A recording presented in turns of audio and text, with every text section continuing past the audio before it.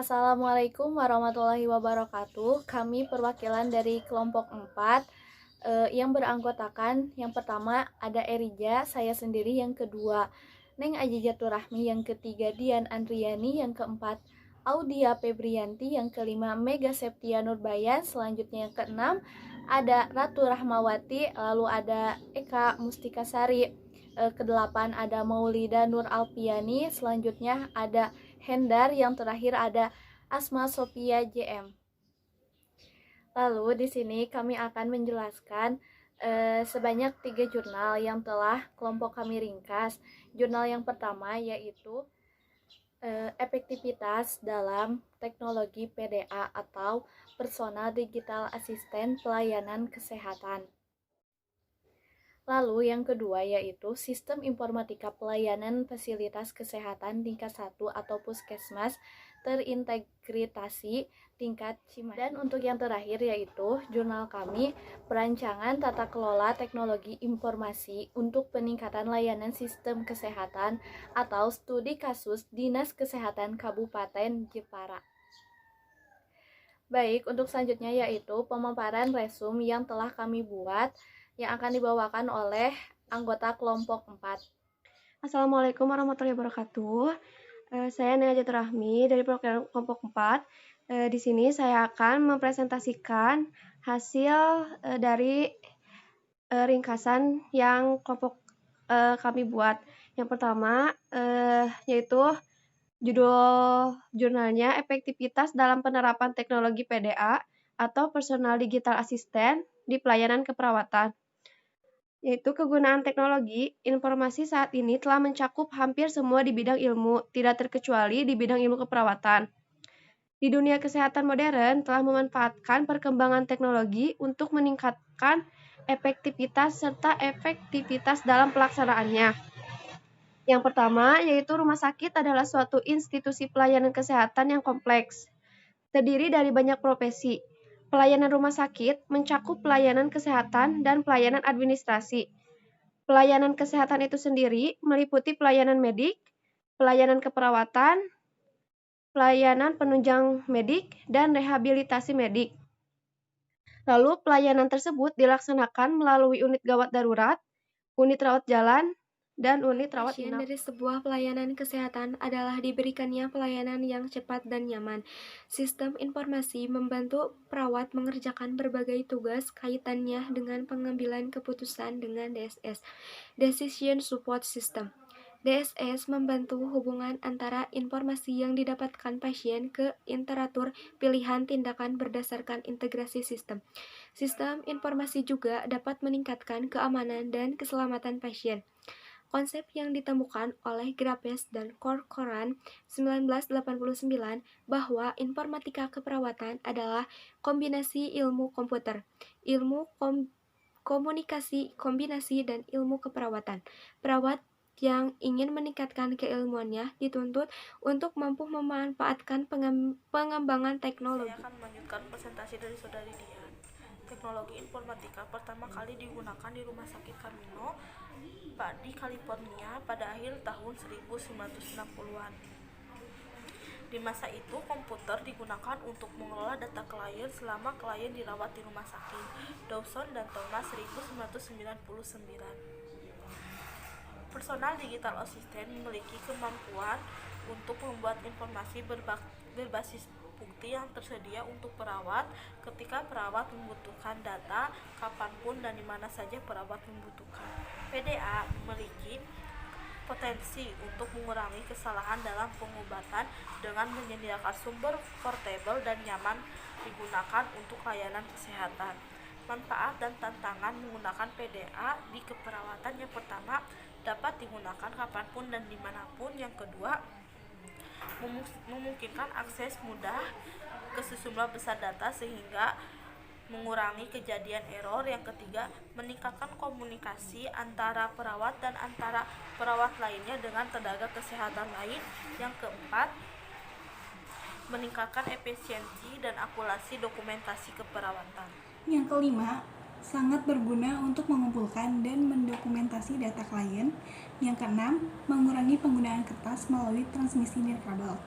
Penggunaan PDA dalam pemberian pelayanan keperawatan dapat meningkatkan mutu pelayanan keperawatan.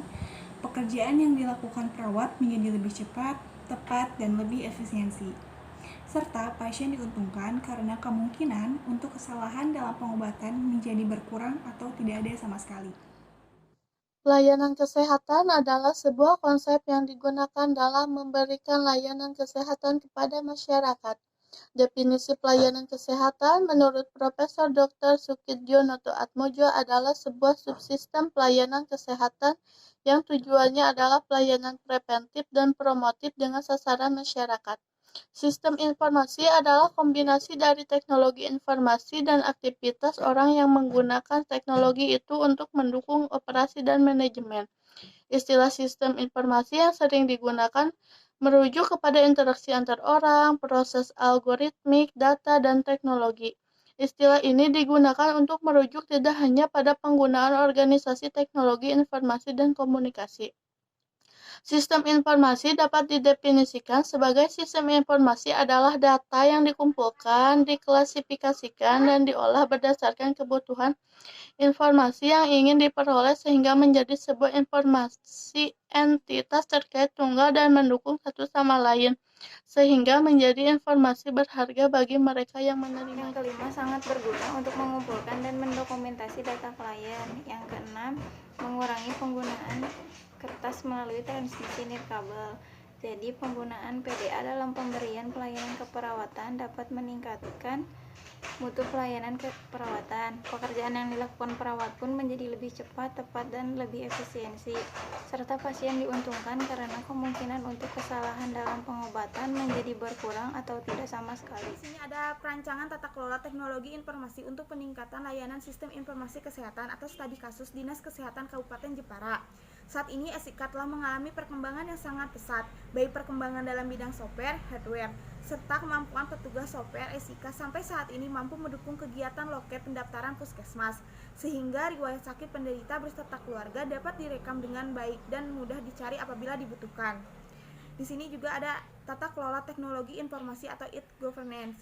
Tata kelola teknologi informasi dibutuhkan karena selama ini pengambilan keputusan teknologi informasi di Dewan Direksi sering bersifat ad hoc atau tidak berencana dengan baik. Hal ini ditunjukkan dengan fakta yang akan dibacakan oleh Hindar. Baik, yang pertama, keputusan dibuat dalam posisi perbedaan informal. Yang kedua, proyek disetujui tanpa konteks strategi. Yang ketiga, fokus lebih pada kapasitas KIO dibandingkan tata kelola teknologi informasi berada pada jalurnya. Yang keempat, komunikasi dan presentasi dilakukan dengan bahasa yang terlalu teknologi minden. Yang kelima, KIO memiliki akuntabilitas di luar kendalinya. Yang keenam, Dewan Direksi terlalu fokus pada hal-hal kecil dibandingkan pada masalah yang lebih besar dari teknologi informasi. Yang selanjutnya ada COBID. COBID adalah best practice untuk manajemen teknologi informasi yang disusun oleh Information System Audit and Control Association atau yang disebut dengan ISACA, dan IT Governance Institute atau yang disebut dengan ITGI, yang pertama kali dirilis pada tahun 1996. Misinya adalah suatu meneliti, mengembangkan, mempublikasikan, dan mempromosikan kewenangan, pembaruan, dan pengendalian teknologi informasi dalam penggunaan sehari-hari oleh para manajemen bisnis dan auditor, menurut Yogianto 2011. Tingkat kemampuan pengelolaan teknologi informasi pada skala maturity dibagi menjadi 6 level. Yang pertama level 0 atau yang disebut dengan non-existent. Perusahaan tidak mengetahui sama sekali proses teknologi informasi di perusahaannya. Yang kedua level 1 internal level. Pada level ini, organisasi pada umumnya tidak menyediakan lingkungan yang stabil untuk mengembangkan suatu produk baru. Mengembangkan sistem sangat tergantung pada satu individu sebagai keahlian program dalam belum sepenuhnya diakui sebagai kebutuhan perusahaan. Selanjutnya akan diteruskan oleh Saudara Asma. 3. Level 2 atau repeatable level. Pada level ini, kebijakan untuk mengatur pengembangan suatu proyek dan prosedur dalam mengimplementasikan kebijakan tersebut telah ditetapkan. Keempat, ada level 3 atau defined level. Pada level ini, proses standar dalam pengembangan suatu produk baru didokumentasikan. Kelima, ada level 4 atau manage level. Pada level ini, organisasi membuat suatu matrik untuk suatu produk, proses, dan pengukuran hasil. Yang keenam ada level 5 atau optimis level. Pada level ini, seluruh organisasi difokuskan pada proses peningkatan secara terus-menerus. Baik, itulah pemaparan resume jurnal yang telah kelompok kami buat. Kurang lebihnya kami mohon maaf. Wabillahi taufiq wal hidayah. Wassalamualaikum warahmatullahi wabarakatuh. Semoga bermanfaat.